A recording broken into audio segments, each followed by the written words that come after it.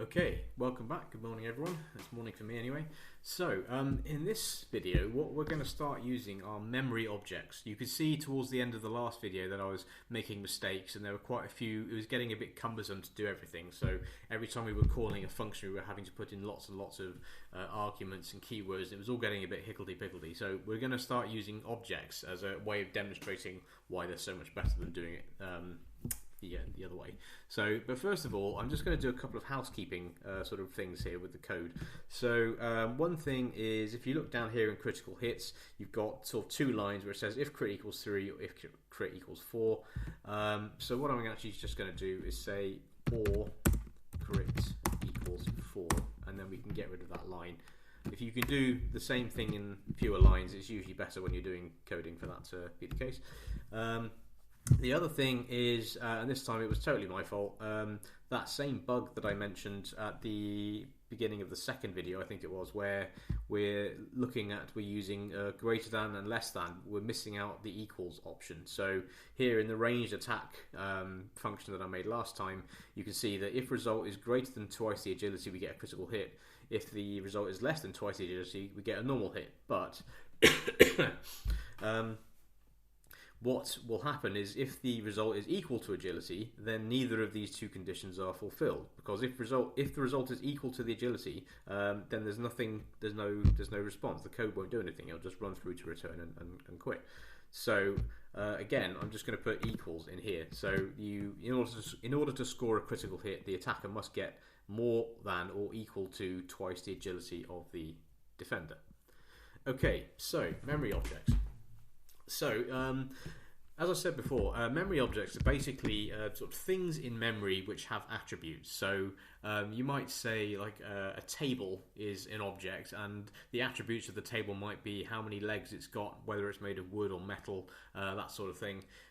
You can imagine in a game like the one we're creating here, an attribute is an object might be a character, and it might have attributes like strength or perception or agility, that sort of thing. So the way that you start using objects for this sort of work is in Python we're going to start using what's called classes. So if I type class here, and then I'm going to put I don't know, toothbrush just as an example. Okay, no, I'm not. I'm going to do that again. Forgot that. Right, yeah, you always need the colon afterwards. Toothbrush. Okay, so at the moment we've got an empty class called toothbrush, but with no attributes. So I'm going to give it some attributes. So my first attribute will be bristles equal, I'm going to say it's got 51 bristles, because why not? And then I'm going to say handle equals red. So it's got a red handle. Okay, there we go. So now we've got a class called toothbrush with 51 bristles and a red handle. Now, at the moment, we haven't got anything. There's no this class hasn't been assigned to anything. So to call this class or to make use of this class, we need to create what are called instances of this class. So if I say test equals toothbrush, then what we've done is create an instance of the class toothbrush, and we've assigned that instance to the variable named test. So if I now do test.bristles, you can see it returns the value 51 because that's the number of bristles in our class, which is good. If I do handle, as you might imagine, yeah, there you go, you've got red, so it's got a red handle. So that's all well and good. What you can also do is you can add a new class. Sorry, you can add a new attribute if you like, such as, I don't know, length, handle length. So I'll just say, I don't know, 25 centimeters or something. So now we've got test.length. Okay, so now we've got 3 attributes. If you want to modify an attribute, you can say test.length, and I'll change that to, say, 35. So that's changed. If I want to delete an attribute, then you can use the function delete attribute, which is that one, and then the first argument is the name of the variable of the instance. So in this case, it's test. Test is our instance of our class, and I want to get rid of the value, the attribute, handle. So if I type handle in, it always has to be in quotation marks here as well, the attribute name.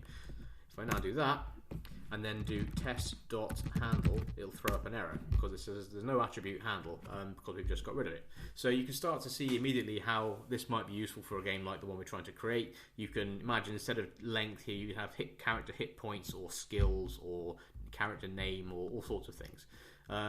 So that's all well and good. But before we go on, I just want to show you one more thing. So if we just go back up to our test here, come down, I'll recreate handle, and then recreate that. Okay, so we'll say test equals toothbrush, and then I'm going to say test2 also equals toothbrush. So we've created two instances of the class toothbrush. The first one's called test, the second one's called test2. So if I do test2 dot length, for example, bristles, then you get 51 bristles. Now, watch what happens if I change the value of test2 bristles. Let's change it to 55. Now remember, when we instanced the toothbrush class and called it test the first time round, it would have assigned the attributes bristles and handle with the values 51 and red respectively to the instance test. So if I do test.bristles, you might expect that this will also show a value of 51, because that's what was applied at when we called it, when we instanced it. But it doesn't. You can see it shows 55. So when we changed the value of the number of bristles in test2, we also changed the value of the number of bristles in test as well. We affected both instances of the class. Now, I'm not going to go into the peculiarities of why Python does this. You can look it up at your leisure if you like. But for our purposes, we need to make sure that doesn't happen, because you can imagine a slightly comical situation where, let's say you've got two goblins fighting each other. You know, you've got a goblin class, and each of them has only got one hit point remaining. The winner would end up killing both of them, because the modifications to their hit points would affect both instances of the class. So, you know, that wouldn't be very helpful in our game. So what we want to do is try and tell the code or the class that when we produce an instance of that class, we want any changes that we make to just affect that specific instance and not any others. Okay, so the way you can do that is, if you go back up to class here, I'm going to put brackets in this time, and then I'm going to put the word self. Now, self basically is you're basically the word self here just basically refers to the self, which is the actual instance of the class. I'm saying I want to apply any changes I make to the instances, to the attributes of this particular instance to apply to the self, like to its own self to be true, I suppose you could say. So I'm going to put self. So what we're doing here is applying what's called a method. So when you can make a function inside a class in Python, and when you do that, those functions are called methods. And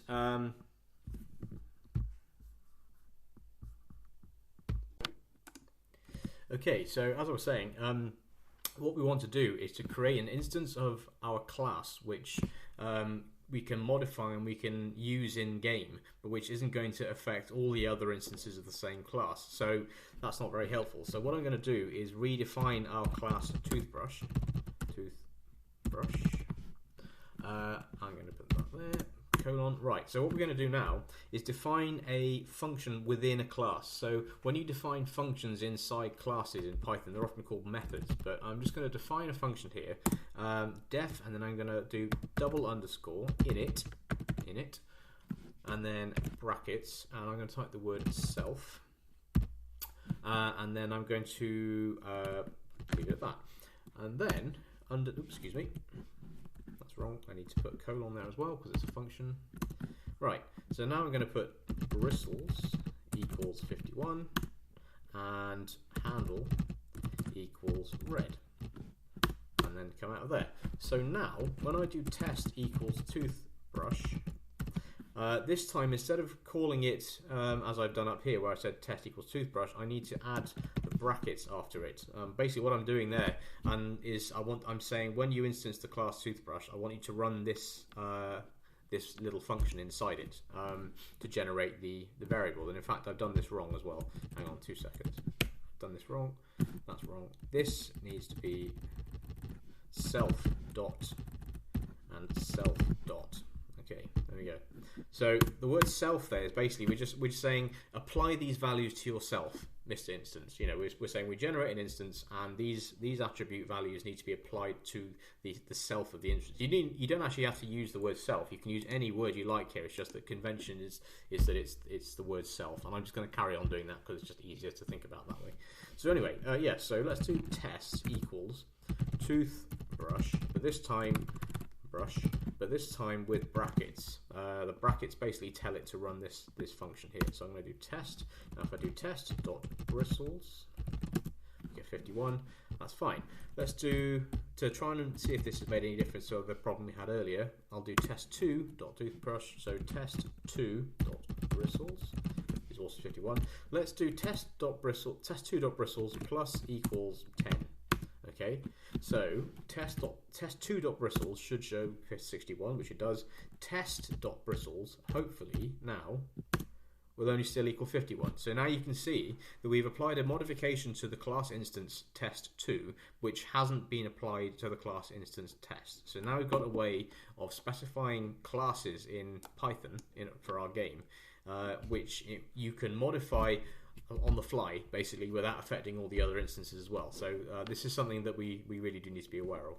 So what I'm going to do is come down here, and I'm just going to make some space, and I'm going to call it class, let's say, I don't know, goblin, because why not?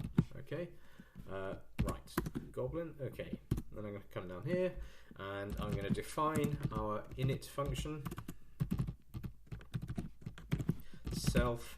I'm going to put the word name in here as well, because I want to give the goblin a name. So what's going to happen is when we call an instance of the class goblin, we're going to need to specify the goblin's name in this in the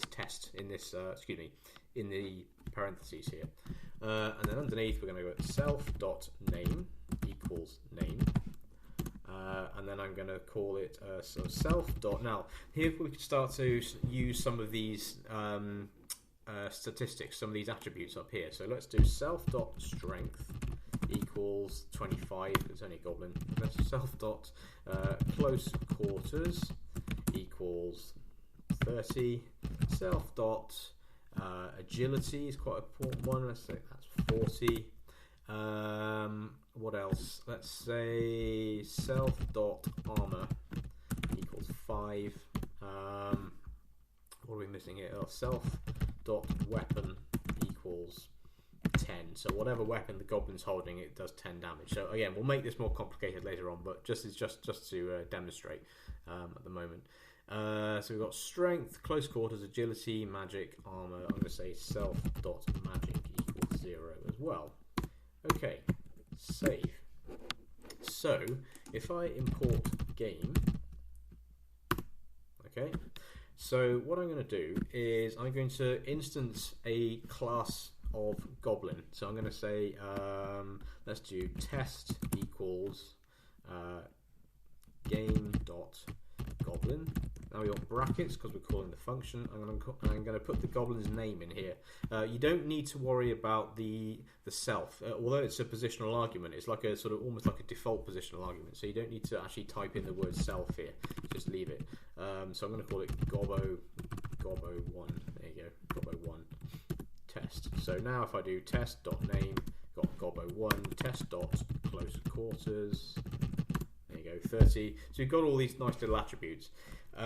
So let's do another instance of this, and we'll say test.to name goblin, and we'll call it gobbo2.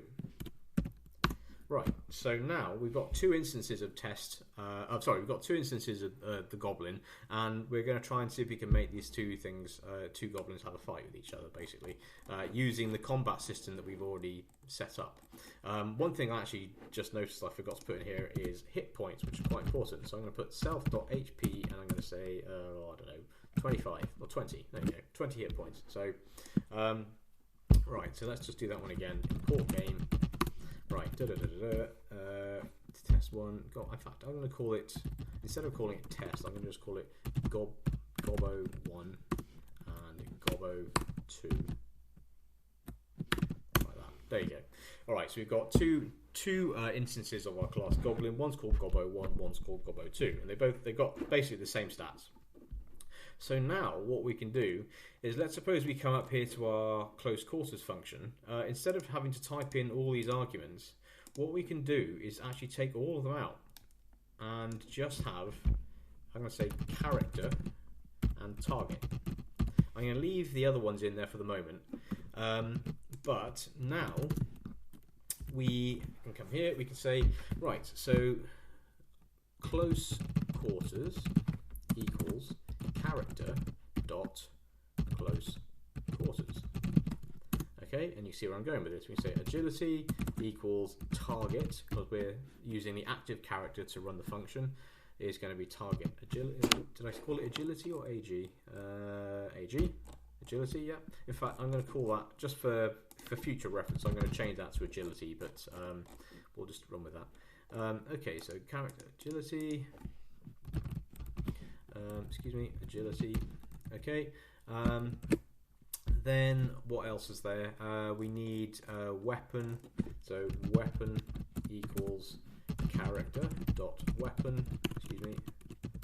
Weapon. Armor equals target dot armor. I think that's just about everything. Strength. Oh, strength as well. Yeah, need that too.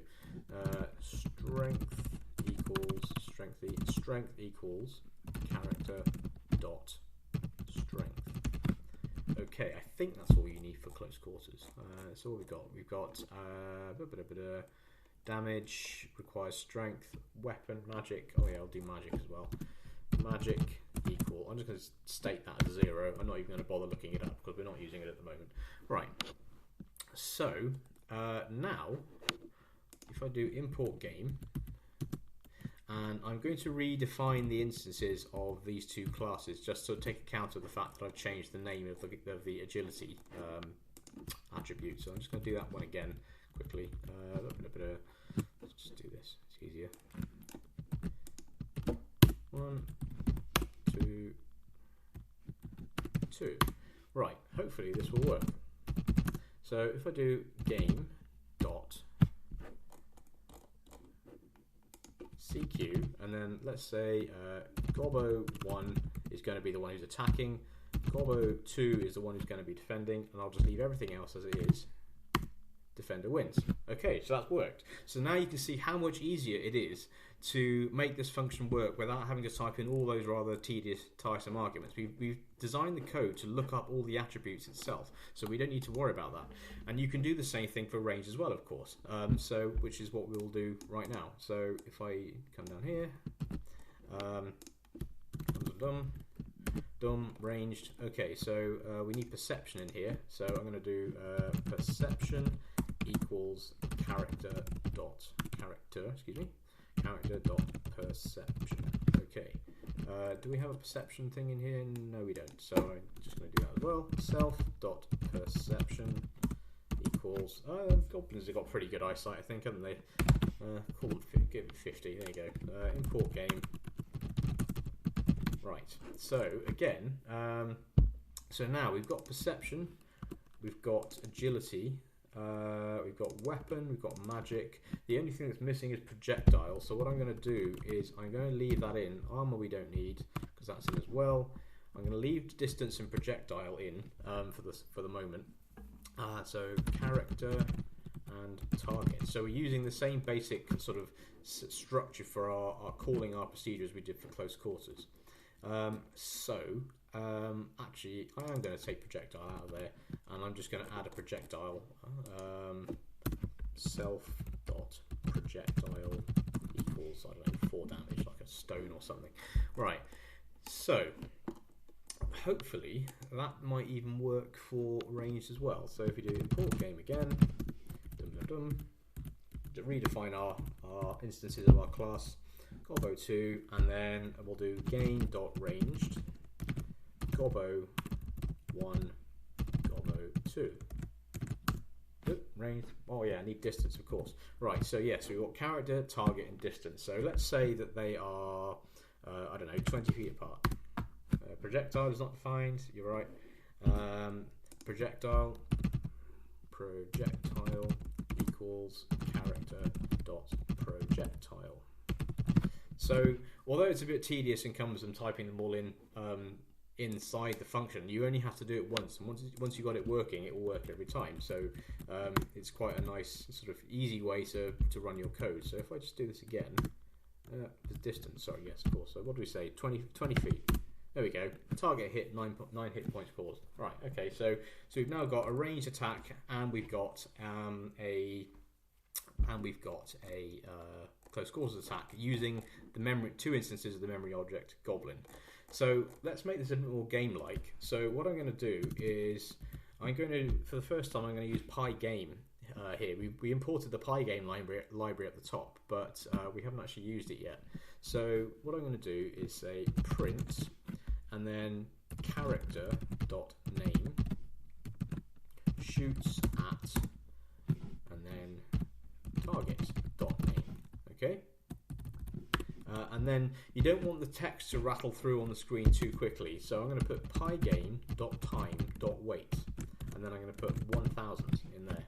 So what that's basically saying is I want, so Pygame has this nice wait function, which basically means you specify the number of milliseconds you want the game to, or your code to wait before it does the next part of the code.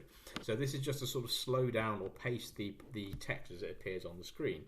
So what will happen now is, if I do import game again, and then do another ranged attack, Gobbo 1 shoots at Gobbo 2, target missed, no damage. Okay, and we'll do the same with close quarters as well. So we'll go print character name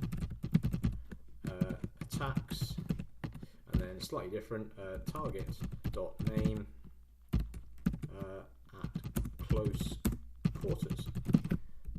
So import game. And we come up here, we do game. Instead of game range, we're doing game close quarters, and we don't need the distance one this time, we just need the 2. There we go. Gobbo 1 attacks Gobbo 2 at close quarters, defender wins. Okay. Now, of course, we don't even need to say defender wins in this instance, because we can change this, can't we? And say, let's get rid of that. Make this a bit more sort of gamey. So we'll say Gobbo, excuse me. Target.name evades the attack, or I should say successfully defends, something like that. Successfully defends. Successfully, 2 S's. Successfully defends. And I will do the same thing down here. Instead of saying just target miss no damage, let's make it a bit more specific and say character.name misses, causing no damage. Okay, so now if I do game, import game again, so we got, there we go, Gobbo 1 attacks Gobbo 2 at close quarters, attacker wins, 11 hit points caused, and game, Gobbo 1 shoots at Gobbo 2, Gobbo 1 misses, causing no damage. You'll notice the difference in the speed with which the text popped up there, because I didn't put Pygame, a delay for Pygame up here after this one, so I'm going to do that as well. There we go. Right, so now we've got a little bit more of a sort of storytelling type thing going on, but of course one thing that's happened is that the damage isn't being applied yet. So if I do Gobbo1.hp, he's absolutely fine, he's still got 20 hit points. So what we need to do is come up here.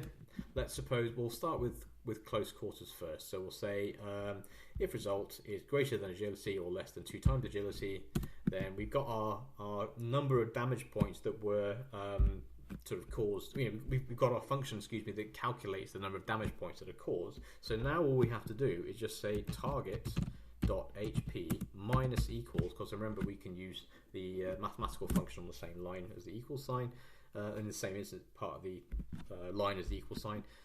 Target HP minus dam. So now what will happen is when the damage function is caused, it will return the number of damage points and then subtract it from the hit points on the target. If we come up here, do the same thing.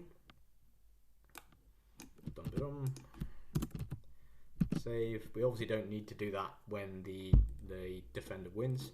We're going to do the same thing down here for ranged. Save. Import game again. And this time, ranged shoots at Gobbo 2, misses, causing no damage. Come on, hit him.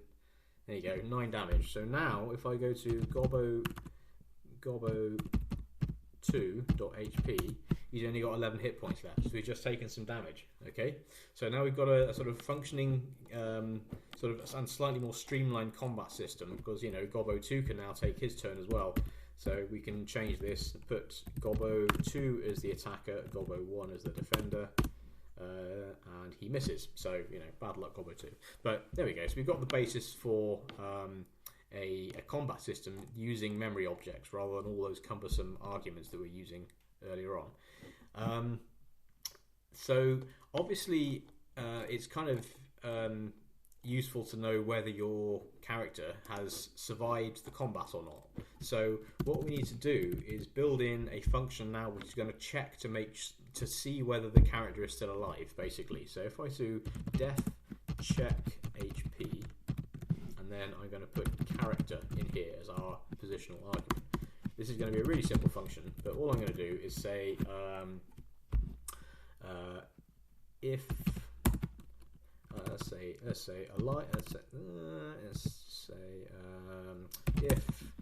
if character.hp is less than or equal to 0, because of course you could cause more damage than is necessary to take the hit points to 0, then print, I'm going to put character name dot name, and then in brackets there we go. Right, so he's been slain, and then I'm going to put print character dot name has been slain. Okay, and that's that. So also one other thing, I'm also it's a little sort of finicky, but I'm actually, you might want to do this, you might not want to, but if the hit points are less than 0, I'm just going to say character.hp hit points equals 0. I'm just going to set them to 0 to make sure they can't go below 0, because there might be some sort of game concepts you might want to explore later on, which you know, you don't want negative hit points on your character for some reason.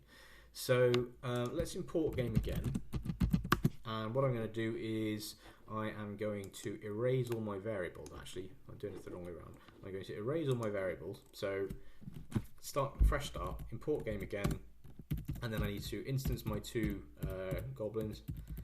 Let's go up here. Where are we? There we go. Gobbo1, Gobbo2 equals game dot goblin, and then Gobbo2 donk. Right, so let's have a little bit of a scrap between these two and see how they get on. So let's do close quarters, because why not? Close quarters, so Gobbo1 attacks first. So Gobbo1 attacks Gobbo2 at close quarters, scores 11 damage. Let's change it round. Next go. Gobbo2 attacks Gobbo1, he scores 11 damage as well. And then other one again, successfully defends this time. So Gobbo2 defended. There we go. Gobbo2 attacks, causes another 11 damage, which is interesting because I think that means that Gobbo... I know why that's happening. Of course, we've made our check HP, but we haven't called that function anywhere, have we? That's why Gobbo2 should probably be on. What is it? Gobbo1 should be on -1 hit. Yeah, -2 hit points. So we should have died there. So we need to make sure we call our check HP function, which we didn't do. So I'm going to come down here and I'm going to say check HP and then target. So target is the character you want to check to see whether they're still alive, and then that gets passed as the character argument to check HP. Okay, and we also want to do the same thing for our ranged attack as well. So I'm going to include that down here too. It'll still do it. It'll still do the check after the end of the combat, even if. So, for example, here you see even if the attacker misses, causing no damage, it's still going to check the hit points of the target, because, as we said before with our critical hits, for example, the target might be bleeding, so you might want to be applying damage anyway for some other reason, even if they're not hit. So it's always useful to sort of include this function lots of times, and although it's a fairly simple function, it just saves you typing out this every single time you want to check somebody's hit points. You just have to do one line and just see if it works. So let's try that one again. So import game, Gobbo1, Gobbo2. Who do you think is going to win this time? So we'll say, here we go, right, Gobbo 1 attacks 2 at close quarters, scores 11 hit points, and then we'll do the other way around. That one misses, so Gobbo 1's winning at the moment.